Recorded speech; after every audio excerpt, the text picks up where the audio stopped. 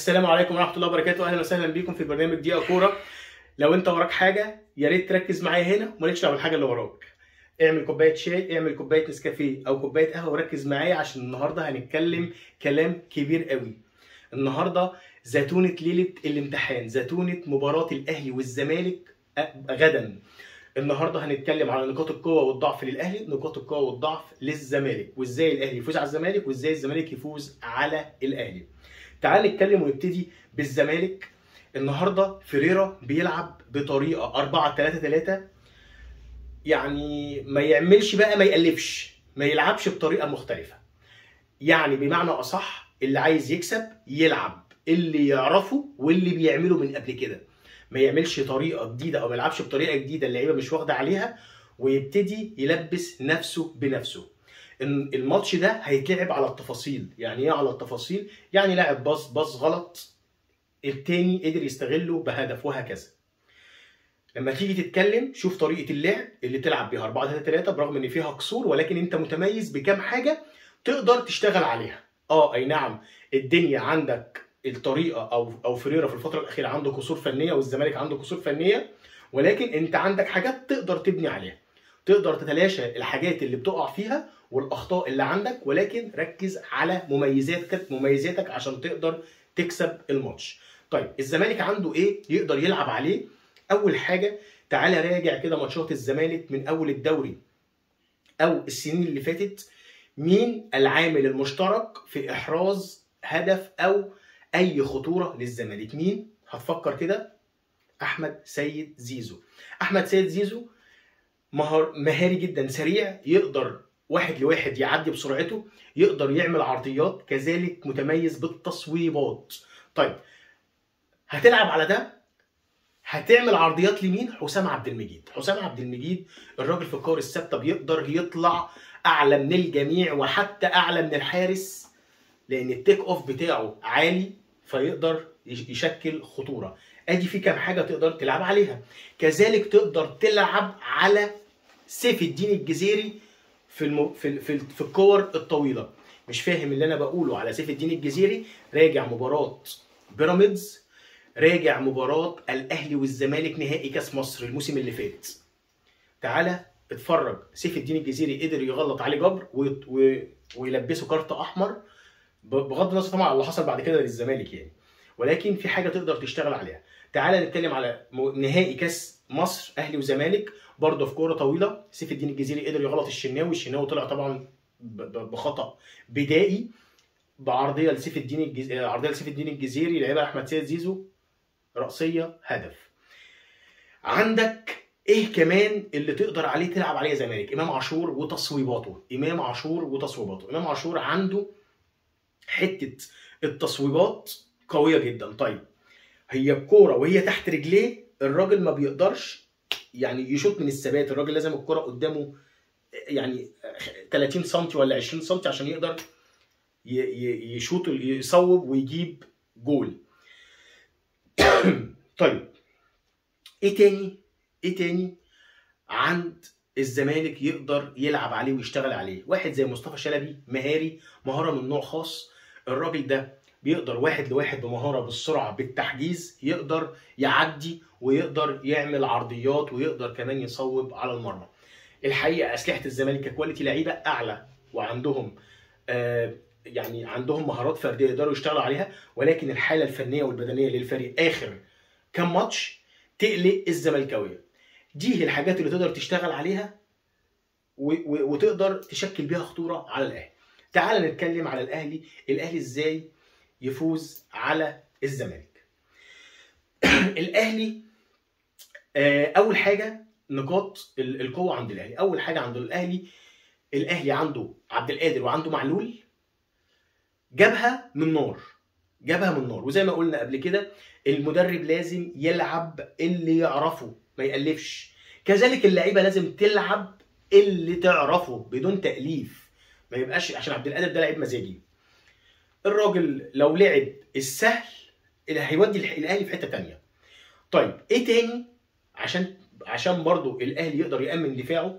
كولر بطبيعته مدرب هجومي قوي، فدايما بيطلع بالاثنين السيرد باكات، عبد المنعم ومتولي، طبعا الاثنين مش هيلعبوا، فكان الريسك بعبد المنعم ومتولي ريسك عالي قوي انه يطلع بيهم للدايره، فبيخلي مساحات في ظهر الدفاع كبيره قوي، مساحات كبيره بيقدر لاي فريق يلعب في ظهرهم. طيب الريسك ده كان دايما كولر بيراهن ان عبد المنعم ومتولي الاثنين لعيبه كره عاليين، فمش هيخسر الكره، مش هيتلعب في ظهره، مش هيخسر الكره تفضل معاه، فمش هيتلعب في ظهرهم لو اتقطعت، فهي مش هتتقطع اصلا يعني.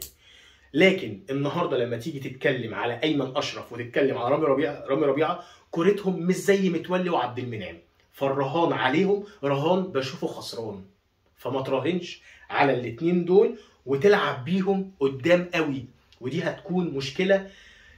اللي ممكن يخلي الرهان ينجح ولو بنسبه 50-60% سرعه ديانج انه يغطي في ظهرهم. ليه؟ هتقول لي حمدي فتحي، هقول لك حمدي فتحي بياخد واجبات هجوميه انه يلعب للامام. مش عارف انا بقول لك ايه على حمدي فتحي او مش فاهم انا بقول لك ايه على حمدي فتحي. راجع ماتش سموحه الاخير، حمدي فتحي جوه منطقه الجزاء بيجيب هدف، حمدي فتحي بيعمل فولو على كوره صدها لهاني سليمان جوه ال6 ياردات. فحمدي فتحي واخد مهام هجوميه، مهام وينجر، مهام مهاجم، لان مفيش نص ملعب 6 مركز 6 بيبقى جوه منطقه الجزاء، دايما بيكون على الدايره او قبل نص الملعب.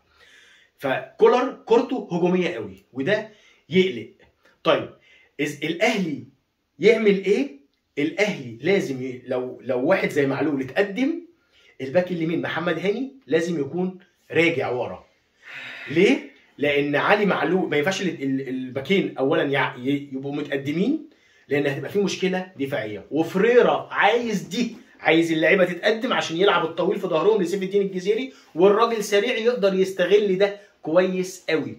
تعال اتكلم على حسين الشحات في الماتش اللي فات، الراجل لعب تحت رؤوس الحربه مكان مجدي قفشه، يعني اظهر طبعا مهارات فنيه عاليه جدا. وهو حسين الشحات اصلا علشان تاخد منه منتج وانتاج مميز لازم تسيبه حر، ما تأسروش دايما في الوينج، ما تخليهوش دايما في الوينج، سيب الراجل حر، الراجل مبدع، الراجل عمل يعني فنت والكرة عاليه تثبيته بترقيصه راح حاططها لكهربا بشب صغير قدر يجيب الجول الثالث او يعمل اسيست للجول الثالث. تعالى تتكلم على مين تاني؟ تتكلم على كهربا. طيب بعد مباراه سموحه وتيجي تقول لي كهربا يلعب اساسي، الاهلاويه هيستغربوا. هقول لك ما يلعبش اساسي. ايه؟ ما يلعبش اساسي. ليه ما يلعبش اساسي؟ فكره مفاجاه كهربا هو اللي خلى كهربا ظاهر بالشكل ده، مش مهارات فرديه منه هو، مش مهارات فرديه منه هو سوبر واو، لا. طب يا عم انت بتقول ايه؟ هقول لك ايه. هقول لك في ماتش سموحه الكوره اتعملت عرضيه وقعت من ايد الهاني سليمان، على فكره كانت ممكن ما تقعش منه، اتحسبت اسيست الكهرباء لما وقعت من ايد الهاني سليمان وعبد القادر حطها جول. تعالى اتكلم على الهدف الثاني. الهدف الثاني كوره متشقلبه من هاني، كوره ضله، الراجل نزلها تحت رجليه وراح ساندها لحمدي فتحي زقه بالعافيه، هوب الكوره جول، اتحسبت اسيست. الجول الثالث انفراد، دي لمسه كهرباء بقى، دي لو انت حتى اللياقه البدنيه والفنيه بعيده ولكن انت عندك الكره موجوده، انت اصلا مهاري. القصد من كلامي لو فهمني ان التوفيق كان محالف كهرباء قوي، الماتش ده لو اتعاد 50 مره مش هيطلع بالشكل ده.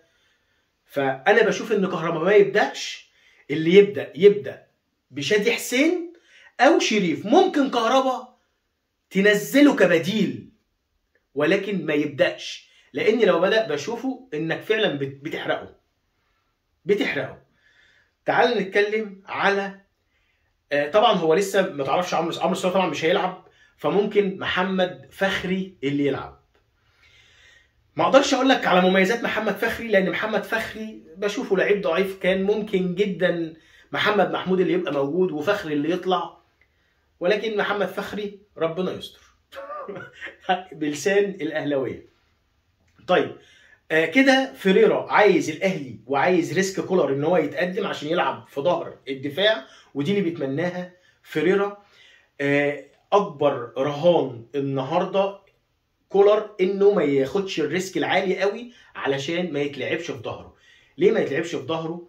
علشان في الحاله دي لو دخل في الاهلي جول بالطريقه دي، الزمالك هيخلي الاهلي يجري ورا النتيجه، ويقدر من هنا الزمالك يعلى معنويا ويصدق نفسه انه هيكسب. هو الزمالك داخل اصلا، وجماهير الزمالك داخله الماتش يا رب يسترها يا رب. احنا الزمالك ضايع، الفرقه ضايعه، الفرقه مش مأديه، الفرقه. لكن بكوره زي دي تقدر تدخل الزمالك الماتش وتركب الزمالك الماتش، وتقدر تركب الزمالك على الاهلي في الماتش، وتقدر تخلي الاهلي يجري ورا النتيجه. والزمالك لما بينوي يدافع بيعرف يدافع كويس، دفاع فقط. الاهلي او الزمالك لازم، مشكله الزمالك برضو ان الزمالك عنده الكوره صعبه، الخروج بالكوره من الخلف للامام دي مشكله. لو الاهلي قدر يضغط من الامام هيسبب للزمالك مشاكل.